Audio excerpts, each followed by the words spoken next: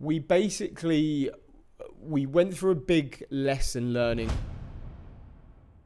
Welcome back to another episode of When Shit Hits the Fan. So I don't know if you remember last time I started this series probably about a month and a half ago now.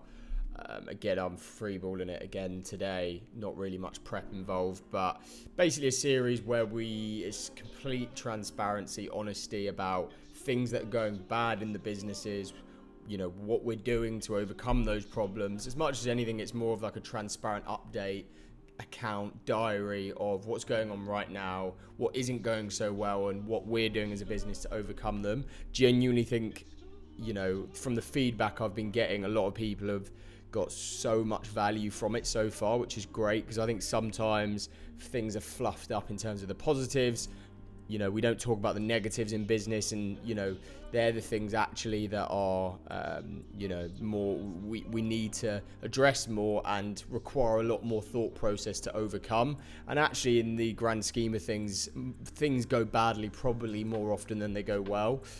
In many situations, it's a constant roller coaster, and like anything, drama's more exciting, knowing how to then overcome those issues and problems. So that's what we're kind of going into today, giving you an update in the last month since we've spoken. A lot has happened, a lot of good, a lot of not so good as well. So this is just the chance for us to update this. I'm actually here in a slightly different setting to where we usually do Unwind. I'm at my desk on a different mic actually, because I've left the good mics at home. Not sure why they're there. I think they're still there from Barcelona, where I took everything. So there's a lot we're going to go into today. One is we've got a new fractional chief financial officer in, who is going to be working with us at least once a month across the two businesses, helping us with reporting, setting KPIs for the businesses, budgeting, looking how we can cut back, as well as how we can look to scale quicker. Really positive thing, I think. It just, again, one thing is with any business, the financials, although I'm very aware of them, sometimes I'm not as in the know and drill down of the P&L that I want to be. Just when you get very busy, I know roughly where our net profit margins, what the percentages look like. But again, I want to be able to become, better with those kind of things. So this is a real opportunity for me to get better in terms of knowing the financials, but as well, just having that person will really help us grow and scale to the next level. Risk management is a big thing. Like if you look to bring on new employees, what could that employee potentially bring to the business? What value do they have? How, is it ROI positive? We can actually work all of that information out now with the fractional FD. So yeah, there's stuff we're going to go into there. I want to talk a bit about our figures as well, and just some other stuff. I've just got some notes here. I think one thing just to start on, time off and burnout. Found myself burning out a bit in this month in August. Working a lot, but I think being the months of July and August, I'm like a very social person. I like, I've always said this whole thing of work hard, play hard. I tell my staff it. I'm very much a believer of if you work hard, enjoy the fruits of your labor as well. And in the summer months, that tends to happen more so. So I've had a lot of social things going on as well as working long hours, which isn't a good, they don't marry well together. I think obviously when you're going out, you're socializing, drinks involved, you're not sleeping as well, but then you're still doing the same level of work. So I actually was off ill a couple of weeks ago, really ill for a week, and I think that was as a result of burnout. I've come back a lot stronger and I'm ready to go again, but I think it's something to think about in those times. Although it's really positive to in the summer months, or whenever you have holidays and social things, I think actually being okay with detaching a little bit more from work in those times. I think it's important to have really hard work phases where, for 2-3 months you're going really hard. But as a result, then you need to step back and have those times where you enjoy life a little bit. You can't necessarily do both of them at the exact same time. So I think I struggled to do that and pull away a bit more. So, and still tried to keep up that same level of work. Whereas actually I should have accepted that I had some social things on, wanted to enjoy those, wanted to enjoy life a little bit. And actually it probably taking those few weeks back a bit, not that we're not working, but just not working to that extreme level, probably would have meant that we came back with a clearer head. And I think I really did do that when I went on holiday in July to Croatia with some friends. First time I fully detached, didn't bring a phone. Sorry, I did bring a phone, but turned all my notifications off. I'd really recommend this as a business owner. If you're going on holiday, obviously there's that thing of, if you're going away on holiday, but you still are going to be working a few hours throughout the day, you're not going to be working 100% to your ability because of routine. You're out of routine, etc. But then at the same time, you're not going to be 100% detaching, which is the whole point of a holiday. So you come back fresher and raring to go. So I would say go in 100% on one or the other, like work, remotely abroad, which I think there's good things to that. But then also detach if you're going on holiday, and completely detach, turn your notifications off. That's what I did. I turned all my notifications off on Instagram, on Slack, everything, emails. I actually put my out of office on. So that's a big thing that I would really look to do if I were you. Big thing that I learned, that again my mentor really helped me with. I was really struggling to know how to balance the two businesses. I said I was in the last episode that was a bit of an issue then, and I've kind of overcome that now to a degree. Me being ADD, I just jump between tasks a lot. Even though I've got this agency planner here where I pretty much plan out my day to the half an hour really, from when I wake up to when I go to bed, which is I'd 100% recommend doing before you go to bed the day before. But one thing, if is actually setting blocks of time aside. Say you've got side hustles, you've got other things going on as well as your core business. What has massively helped me this last month, obviously, just a bit of context, creative director of a TikTok agency and then founder and director of Hammy Media. So both of them growing, pretty quickly, so require a lot of time and attention. I think Hammy Media are on about 10, 11 employees now. For you advertising, closer to 15, and managing people across the two. So it's a lot of work, and it's important to know how to manage those two. So now what I do is I actually have set times blocked out for each of those businesses a day, rather than just jumping between tasks. So that means if I'm doing Hammy Media work like all morning, and let's say I've got For You stuff that I've blocked out from 2 to 5 p.m, I will turn off my notifications for that other business in that time. So, we've got a group chat at Few Advertising with the directors, me, Ollie, Joe and Liam. That's buzzing all the time, going all the time. So I will actually mute that chat when we are working, when I'm working on Hammy Media work now, and mute Slack for You Advertising and just focus on Hammy Media. And me being ADD, it's really helped me separate the two and actually just get longer periods within one business. Because I think the issue, and again my mentor said this, is that it's really hard mentally to jump between two different entities, two different businesses, and thought processes that go into both. So you want to have prolonged periods of time just focusing on one business, and then you can do the same with another. So that was a big thing as well. As I said, new financial director that we brought in, he's going to be working with us on both For You Advertising and Hammy Media. So that is good. That's already amazing. Really excited to do that. He's just done a financial review of Hammy Media, which actually was really, really positive, and I learned a lot from it as well.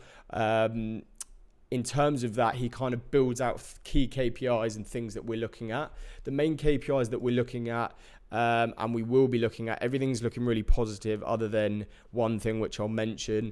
MRR, so monthly recurring revenue, that's something that we're looking at. How can we look to grow that? We've set a target to grow from now until the end of the year 9%, and a big way that we're going to do that now, because obviously we've got our appointment setter and VA set up, come on to that in a moment, but is by bringing on a full-time salesperson in-house. And we kind of had Hector, who was our head of growth last year, who left just before Christmas.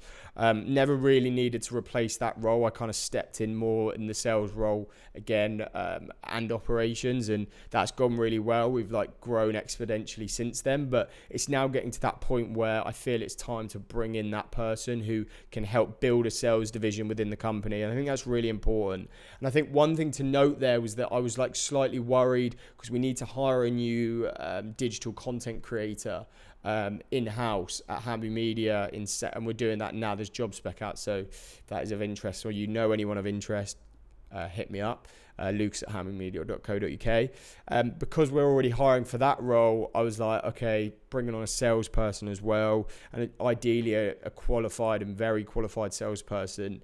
It's quite aggressive bringing 2 roles in 1 month. It's going to take a hit to our net profit margins in the short term. But actually, one thing our fractional FD said to me is, no, that doesn't matter. You've got room to play with for a start. So right now we're sitting at about 35% net profit a month, which again is fairly average, is fairly good for an agency. I think for an agency looking to rapidly scale, that's very good. I think, he even said, I'd be happy you going down to 15% net profit, monthly net profit if you're scaling, right? Because obviously when you're aggressively scaling, you can't also keep that same level of profitability. So I even asked him a question where I was like, what is a good net profit look like? And he said, well, it completely depends what stage of the business it's in, right? Because you could be, if you're in an aggressive scaling part of the point of the business, you want to be making sure that you're heavily pushing that forward.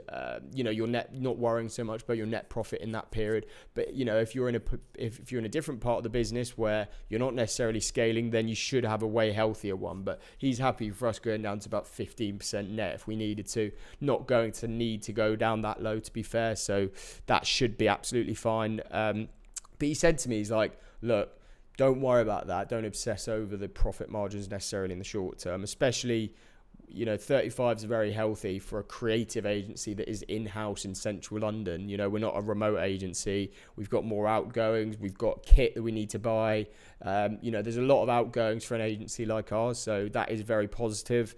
He said about the salesperson, and I asked, should we get someone, slightly newer, 1 or 2 years experience, 21k plus starting salary with commission, OTE probably around 35, 40k. And he said, go higher. And I think I completely agree.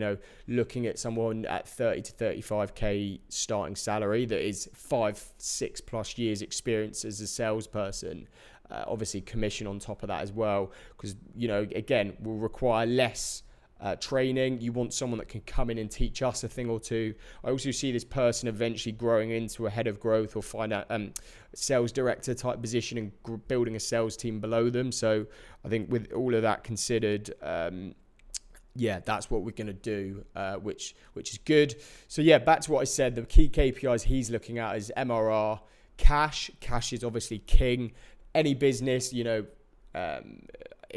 thing that Alan Stewart, who's the ex-CFO of Tesco, said to me was cash is king. Make sure you got cash in the bank.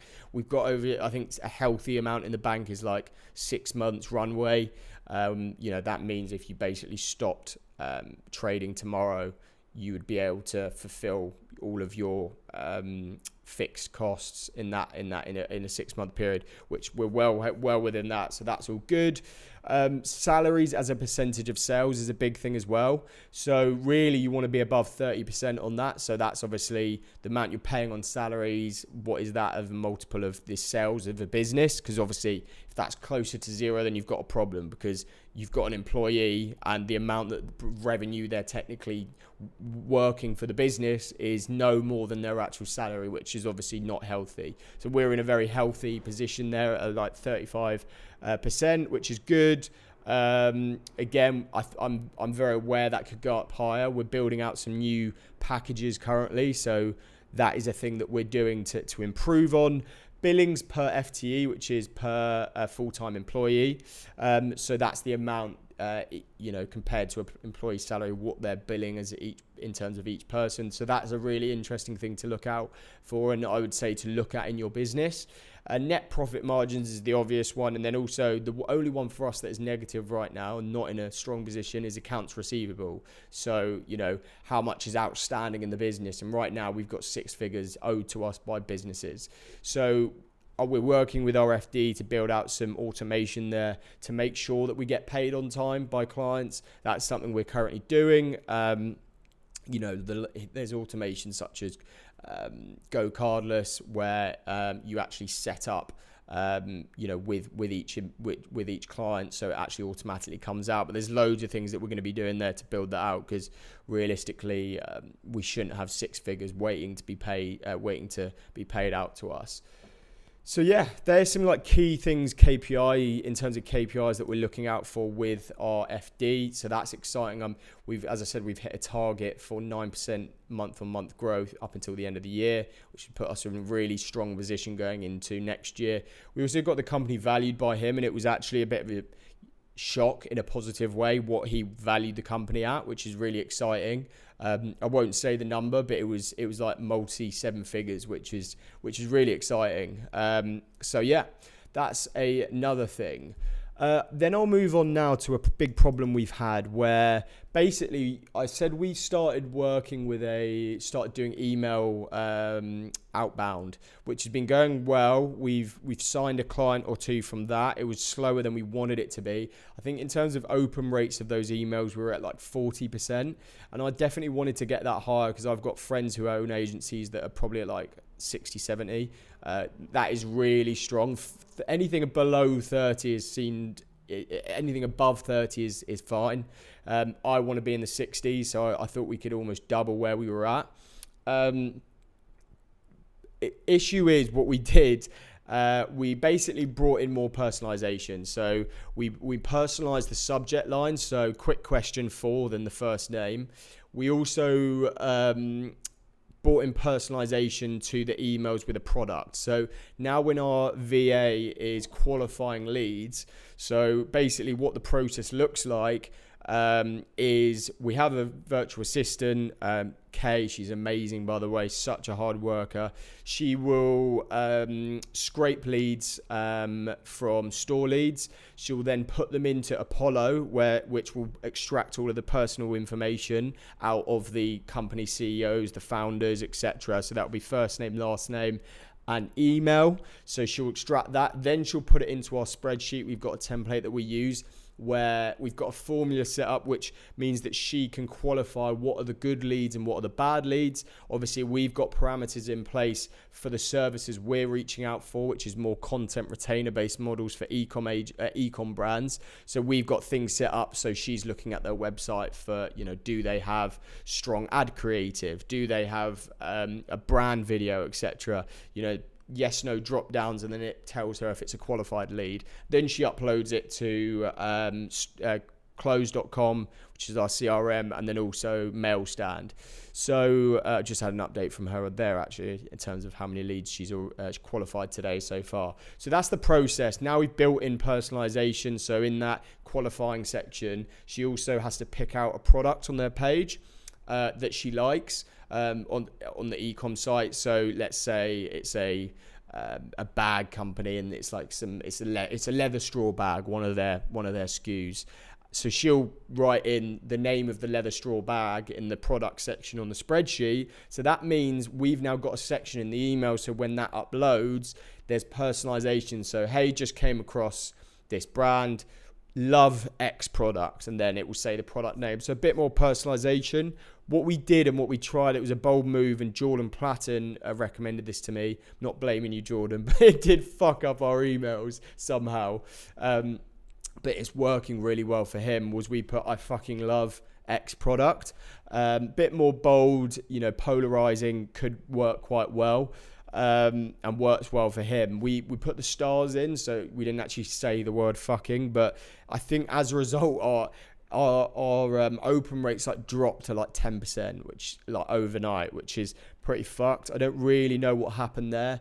I think from our consultant says that what happened was, it's triggered in Google Mail and it's almost been seen as spam. So we've now started going into spam folders. So we're now retreating back to make sure that our emails are still healthy, which I think they are. We're warming up some new emails now, and we're going down a different route. So as a result, it's meant that the amount of leads that have come into the business in the last few weeks have not been as good as what they were previously, which is annoying, but these things happen. And Chris, who's our head of engagement, is working with me on the data and building out the copy so we can try and nail that and get higher open rates. I have also heard that one of the things that can affect open rates on emails is actually your the tool that you use to send those emails. So we use MailStand. I've heard very good things about Instantly. My friend Liam works closely with them. Apparently, I know people that have actually, their open rates have gone up just by changing their provider there. So that's something that we're going to be looking to do if we can't make this work. So yeah, there's some big things. In terms of For You advertising, we've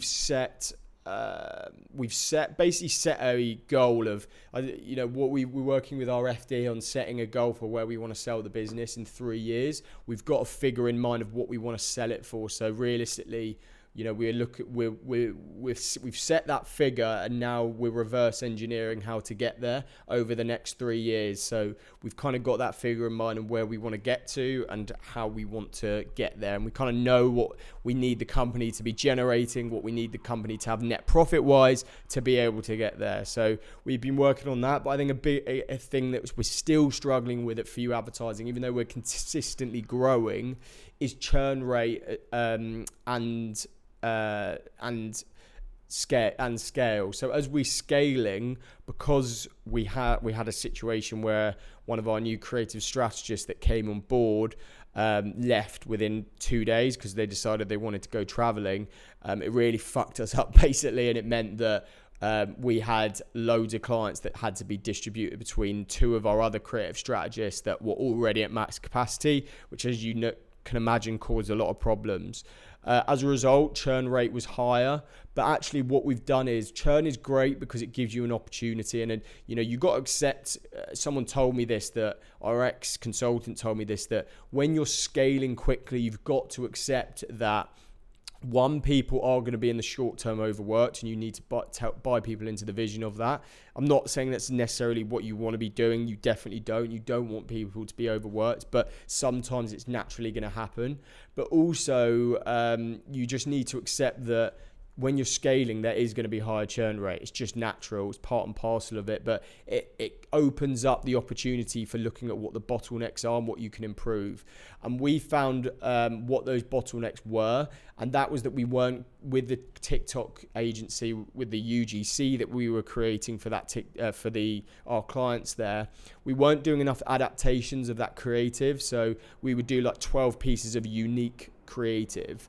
Whereas what we needed was a TikTok editor who can be taking those creatives, splicing them up and editing them in loads of different ways to up the amount of deliverables and output, and also mean that we could test at scale. So now I've built a new system in place there, and we've reworked our whole systems. We're bringing in a full-time TikTok editor. So every creator that we work with would normally just create 3 pieces of content for us. They now have to create X amount of deliverables and hooks on top of that, raw hooks that we can then edit into that creative. As well as doing like montage mashups as well at the end of each month, which works really well in the ads. So that's a big thing we're trying there. We've seen some fatigue on ads with TikTok, so we're trying some new things that should work really well, such as like in public stuff. There's some big brands like Bulls are a great example, bulls.com, .co.com, who do this. It's like those in public videos where you go out, you ask people relevant questions to do with the product. With Bulls, it's like obviously about having cleanly shaven balls. So it's asking girls how important it is for men to be well shaved, if that's a fucking way to put it, and things like that. So yeah, that's one thing we're trying. I think you've got to constantly adapt and evolve. But with the For You agency, we've hired 2 new creative strategists that are starting in September. So rather than just hiring when we've got the output, what we're doing now is, because we've got 1 creative strategist coming on that will be almost at max capacity straight away, but then we've got 1 that won't have much capacity, that will have loads of capacity to grow into.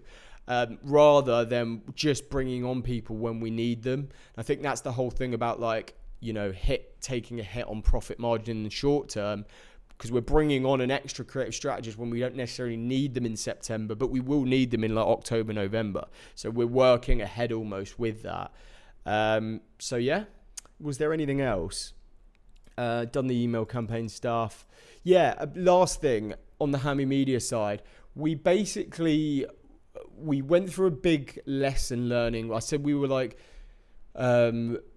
were pitching big pieces of work to big brands, like up to 100k projects, which is great. But as a result, we became a bit disjointed in what our offering was on the production side of the business, because we started including all the bells and whistles in these packages, these bespoke packages. We would include photography, products, demonstrations, lifestyle stuff, you know, graphic based things. As a result, we just offer everything and anything, and you know, there's no process to that. So what we've done is we've stripped back the offering completely. We're now only focusing on 2 core things in the production side of the business, and we're going to master those 2 things rather than doing a bit of everything not that well. And we've gone through this thing in the past where we do too many things, and we need to strip that back and just focus on the core things. Because as well, when you're building out SOPs and operating procedures of those things, when you have just 1 or 2 things you're focusing on, you can nail that process to a T, rather than just if you do loads of things, you know, the process is constantly changing and you can't become a master of that, and it's harder to scale. So we're simplifying that offering, we're stripping it back just to the core things that we know we're best at. And I'll talk a little bit more about that in the next episode, but I think that's pretty much everything. Last thing, actually, new morning routine that I've started doing. I found my routine wasn't working that well, and it was a bit inconsistent. And as a result, what I started doing was I just switched things up. So I stopped going to the gym, really. Like, I would always leave it to the evening and just end up not going to the gym. But what I've done now instead is I've moved my morning routine about. I've got this advice off a few people. So I wake up at 6. The first thing I will do is go to my desk at home and do 1.5 to 2 hours of like deep work until 8 a.m. The first thing I do, no shower, nothing, just straight into it, deep work, no distractions. Then from there, I'll go to the gym, which is on my way to the office, and then I'll get into the office for about 9ish. So doing that means that I've got that like 2 hours in the morning of deep work where I can get so much done before there's any distractions of my team being awake, any, you know, clients being awake that can email me, etc., etc. I can get some really the most important things of the day done. They're then done. Then I go to the gym. Gym's then done for the day. And by 9 a.m., you've done all of your most important tasks and you've gone to the gym. So anything above that then is just a plus. So yeah, that's a big thing that is working really well. I'm really enjoying that, and I'd 100% recommend doing that. So yeah, I think that's pretty much it. Obviously, if you found this useful, you can please give it a like, comment, subscribe. You can find me on Instagram at Lucas Hamby. Obviously, Unwind Pod on both Spotify and YouTube. And yeah, loads of episodes of Unwind coming. We've taken a small break just because of how busy I've been in August. Well, I say small break. We backlogged a few forward, which is good, but I don't mind doing 1 episode of this 1 week, 1 of Unwind, etc. I'm keeping it fairly loose, but for the most part, there'll be uploads every Tuesday afternoon. But yeah, I'll see you on the next episode.